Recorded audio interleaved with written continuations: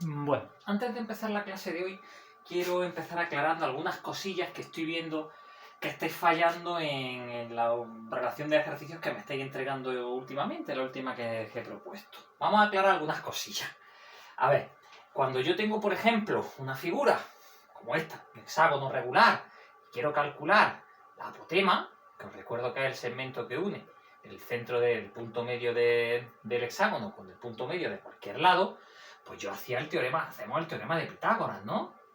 Y os recuerdo, la medida del lado, por ejemplo, si el lado vale 6 centímetros, siempre coincide en este caso solo en el hexágono regular con el radio del hexágono. Entonces, al aplicar Pitágoras en este triángulo, os recuerdo que la hipotenusa es el valor del radio, en este caso 6 centímetros, y que la apotema y la mitad del lado, que son 3 centímetros en este caso, serían los dos catetos. Entonces, cuando yo aplico Pitágoras lo que nos dice es que el cuadrado de la hipotenusa, no el cuadrado de la apotema, como me estáis poniendo algunos, el cuadrado de la hipotenusa, que es el radio 6 al cuadrado, es el cuadrado del cateto, que es 3, más el cuadrado del otro cateto, que es el cuadrado de la apotema.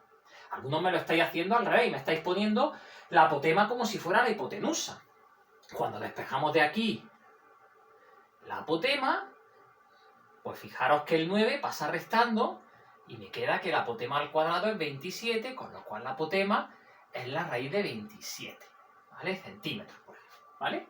Entonces, fijaros en el triángulo cuando lo dibujéis y distinguís sus elementos. La hipotenusa es el radio y la apotema del hexágono, o de la figura que sea la base del poliedro, y la mitad del lado serían en este caso los dos catetos. Eso por una parte.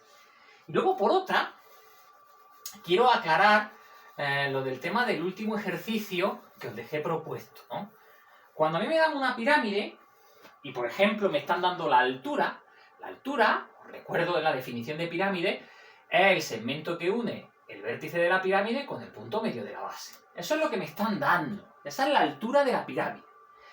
Entonces, una cosa es la altura de la pirámide, otra cosa es lo que es la apotema de la base, que sería el segmento que une el centro con el punto medio de cualquier lado, y luego tendríamos aquí lo que sería la altura de una cara, de esa cara, que sería la apotema de la propia pirámide. Es decir, mirad, esto es altura de la pirámide. Esto es la apotema de la base. Y esto es lo que se llama la apotema de la pirámide. En el último ejercicio, esos tres elementos hay que relacionarlos. ¿Cómo los relaciono? Pues con Pitágoras. ¿Veis el triángulo rectángulo que se me ha quedado por dentro? Este sería el ángulo recto. ¿Cuál es la hipotenusa? La apotema de la pirámide. Por ejemplo, imaginaros que yo digo que esto vale 10 centímetros. ¿Qué serían los dos catetos? La altura de la pirámide. Imaginaros que yo digo que esto vale, por ejemplo, 6 centímetros, la altura de la pirámide. Y la apotema de la base sería el otro cateto. Imaginaros que esto sería, lo estoy inventando, pues 5 centímetros. ¿Cómo relacionaríamos esos tres elementos con Pitágoras? Pitágoras me diría que el cuadrado de la apotema de la pirámide, es decir, 10 al cuadrado, el cuadrado de la altura de una cara lateral, es siempre igual al cuadrado de este cateto, que sería el cuadrado de la altura de la pirámide, más el cuadrado de la apotema de la base, es decir, 5 al cuadrado. ¿Vale? Evidentemente los datos no concuerdan, porque no lo he hecho así y no sale. Por ejemplo, para que salga bien, pues esto, por ejemplo, podría valer 13, este podría valer, por ejemplo, 12, y este podría valer 5. Ahora ya sí cuadrarían los datos y todo sería perfecto, ¿no? ¿Vale? Pero la relación que existe entre estos tres elementos es con Pitágoras. El cuadrado de la apotema de la pirámide es siempre igual al cuadrado de la altura de la pirámide más el cuadrado de la apotema de la base, ¿vale? Algunos me lo estáis entregando al revés, ¿vale? No estáis aplicando Pitágoras cogiendo convenientemente la hipotenusa y los catetos. Y una vez dicho esto, me voy hoy a la explicación que quiero hacer, ¿no? Hoy quiero hablaros de el área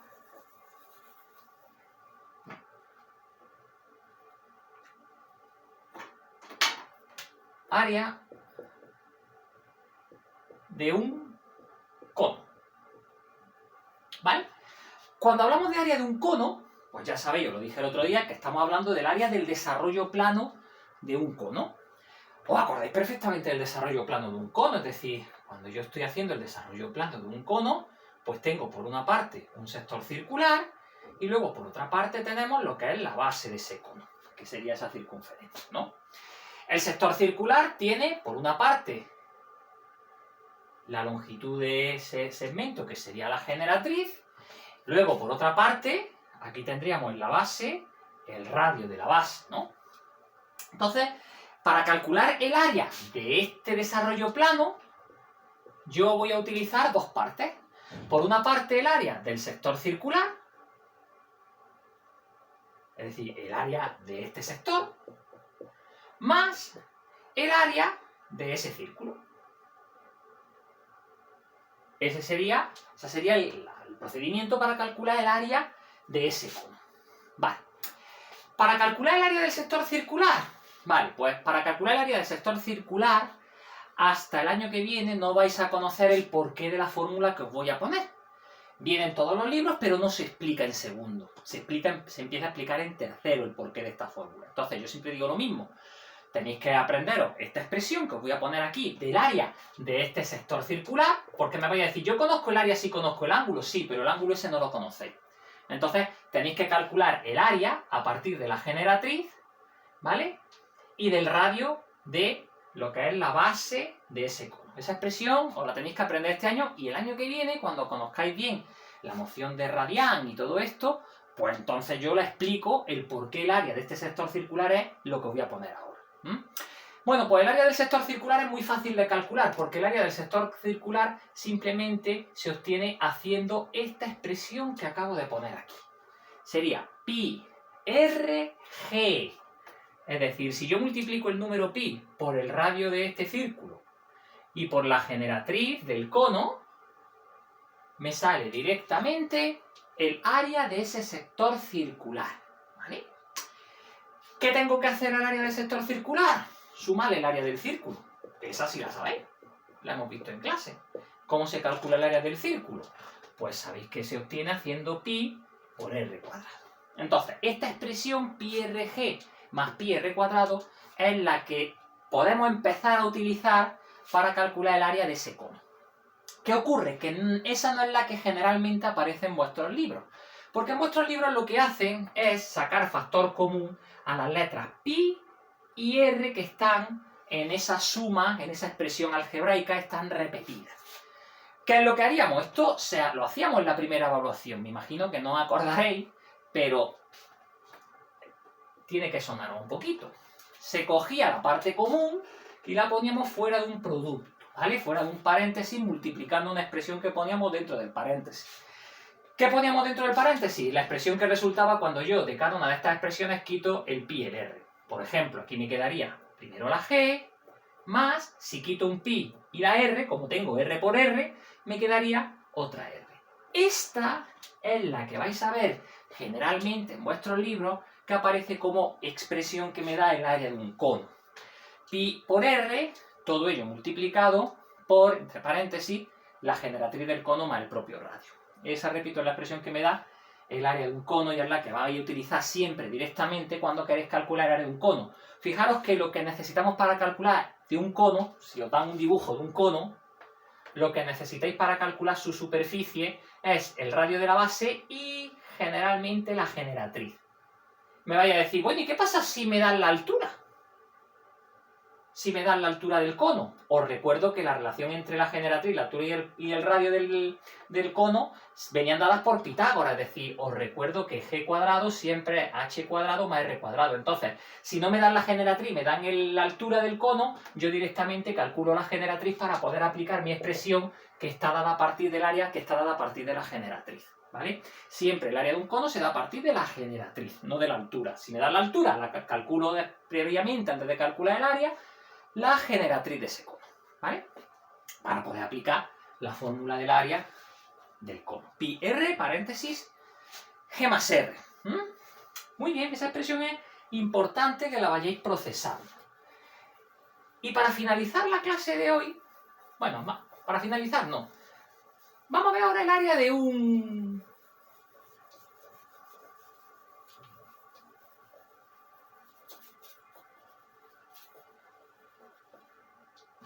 de un cilindro. Vamos a pensar el desarrollo plano de un cilindro. Bueno, pues el desarrollo plano de un cilindro, os recuerdo que es un rectángulo y las dos bases del cilindro, que son las dos circunferencias iguales, ¿no? Las dos tapaderas del cilindro. Elementos diferenciadores. Bueno, pues tenemos el radio de las bases, que siempre es el mismo, pues las dos bases son iguales. Luego tenemos la altura del cilindro, ¿os acordáis de eso? Eso me lo había hecho hace poquito. Y luego tenemos lo que es la longitud de ese rectángulo, el largo de ese rectángulo, que es exactamente la longitud de toda esta circunferencia, o de toda esta. Os recuerdo que la longitud de una circunferencia, para que quede perfectamente enrollada, pues sería 2πr, ¿no? Vale, pues para calcular el área de esta figura plana, vamos a distinguir, por una parte, el área de las dos bases, más el área lateral. Las dos bases son esos dos círculos, este y este. ¿Cómo calcularíamos el área de esos dos círculos? Hombre, es fácil, ¿no? Porque si el área de un círculo es πr cuadrado, pues yo delante, poniendo un 2, ya tengo el área de los dos círculos. Vale, ¿y cómo calcularíamos el área lateral? El área lateral es el área de ese rectángulo. ¿Cómo se calcula el área de un rectángulo? Base por altura, es decir, sería 2πr por h. Esa expresión que he puesto ahí es la que inicialmente podríamos utilizar para calcular el área total de un cilindro, pero tampoco vamos a utilizar exactamente esa no es la que aparece generalmente en vuestro libro, aparece esa, pero esa no es la que habitualmente se utiliza. La que habitualmente se utiliza es la que resulta de coger esta expresión y sacar factor común a aquellos elementos que aparecen repetidos en las dos expresiones, en esos dos monomios.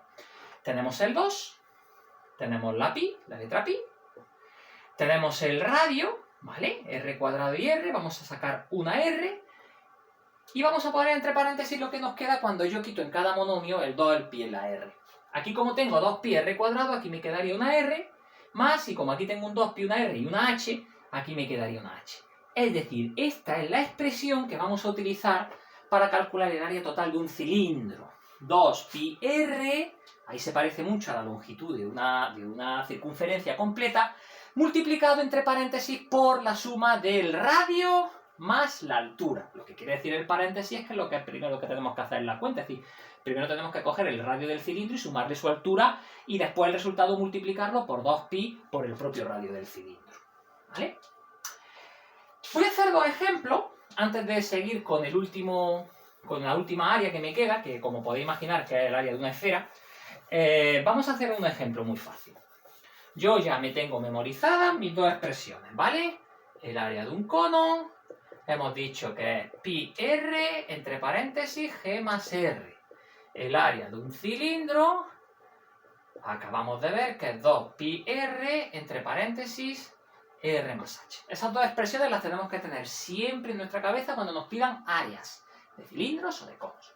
Imaginaros que yo, por ejemplo, dibujo un cono. Os digo, por ejemplo, que el radio del cono, la base del cono obviamente son 6 centímetros, y os digo que la generatriz son 7 centímetros. Y os pido que me calculéis el área de este cono. Es fácil, es simplemente aplicar esta expresión. Lo único que tengo que hacer es hacer pi por, ya no voy a poner r, voy a poner el radio del cono, de la base del cono, 6, multiplicándolo entre paréntesis por la generatriz, que son 7, más el radio, que son 6. Y fijaros, lo primero que hacemos de la cuenta es 7 más 6, que es lo que hay en el paréntesis. Entonces nos quedaría pi por 6 por 7 y 6, que es lo primero que hacemos, queda 13.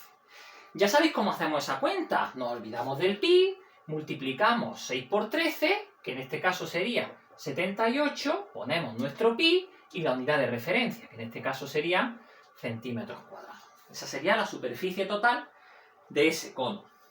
Igualmente procederíamos si nos piden calcular el área de un cilindro conocidos sus elementos. Es decir, si a nosotros nos piden calcular el área, pues, por ejemplo, de este cilindro, imaginaros que el radio de la base mide 6 y la altura mide 10. Pues yo cogería y pondría primero mi fórmula, que todos ya sabemos, 2πr, paréntesis r más h. Y empezaría a sustituir los datos con lo que tengo. 2 pi. ¿Quién es el radio? El radio de la base, 6. Por, y entre paréntesis pongo el radio de la base, que es 6, más la altura del cilindro, que es 10. Siempre la misma unidad de medida, claro. ¿Qué tenemos que hacer primero de esa cuenta? Obviamente el paréntesis. Primero tenemos que hacer 10 más 6, 16. ¿Y ahora cómo hacemos esa cuenta? Cogemos todos los números, nos olvidamos del pi, y cogemos todos los números, todos los factores que están multiplicando al margen de pi. Y multiplicamos, pues si hacemos 6 por 16 son 96, si no me equivoco, y 96 por 2, pues son 192. Es decir, el resultado sería 192, que no se nos olvide poner nuestro factor pi, centímetros cuadrados. Ese sería el resultado final de ese área de ese cilindro, ¿vale? Para finalizar la explicación de hoy, imaginaros que me piden que analice cómo vamos a calcular el área de una esfera. Pues yo os recuerdo que alguno me lo preguntaba en un correo. ¿Cómo se hacía el desarrollo plano de una esfera? Aparecía al final en mi explicación de desarrollos planos, yo os dije que el área de el desarrollo plano de una esfera es un rectángulo cuya longitud de base se puede considerar lo que es la longitud de todo el ecuador de esa esfera, es decir, sería 2πr, ¿vale? Y la altura de ese rectángulo sería el diámetro, es decir, 2 veces el radio. Por lo tanto, si a mí me piden el área de una esfera, ¿qué voy a tener que hacer? Pues simplemente calcular el área de este rectángulo. ¿Qué tendría que hacer? Pues hacer la base por la altura. Tengo que multiplicar 2πr por 2r. Y fijaros qué hacemos ahí. Podemos coger este 2 y multiplicarlo por ese 2. Y nos quedaría un 4. Ponemos después la letra pi, el factor pi, y luego multiplicamos la letra r por r. R por r, pues sería r cuadrado. Esta es la expresión que aparece en vuestro libro, que nos proporciona el área final de una esfera. El área final de una esfera se obtiene haciendo 4π r cuadrado. 4π por el cuadrado del radio de la esfera. Por ejemplo, si a mí me dan una esfera y me dicen que el radio de la esfera vale 10 centímetros y me piden que calcule el área de la esfera, lo único que tengo que hacer es multiplicar 4π por r cuadrado. Sería en este caso 4π por r, que es 10 al cuadrado. Hacemos el cuadrado de 10, primero la potencia, que sería 100, después el producto por 4, 400, y como siempre el factor pi no lo efectuamos. Y nos quedaría 400π centímetros cuadrados. ¿Vale? Resumen de mi explicación de hoy. Tenemos que tener en cuenta 3 expresiones que nos sirven para calcular el área de cilindros, conos y esferas. Área de un cilindro, 2πr paréntesis r más h. Área de un cono, pi r paréntesis g más r. Área de una esfera, 4π r cuadrado. ¿Vale? Ese es el resumen de la explicación de hoy. Os voy a explicar el por qué, salvo, como he dicho antes, el área del sector circular de un cono, que es πrg, que eso lo veremos el año que viene, de dónde viene esa expresión, ¿vale? Bueno, pues con esto os dejo el vídeo de hoy y os propondré la semana que viene pues algún ejercicio relacionados con áreas de poliedros, ¿no? O poliedros o cuerpos de revolución. Os recuerdo que estos son cuerpos de revolución, ¿vale? Muy bien, pues con esto termino la explicación de hoy y como siempre digo, pues quedaros en casa y hasta la próxima. Venga, gracias, ¿eh?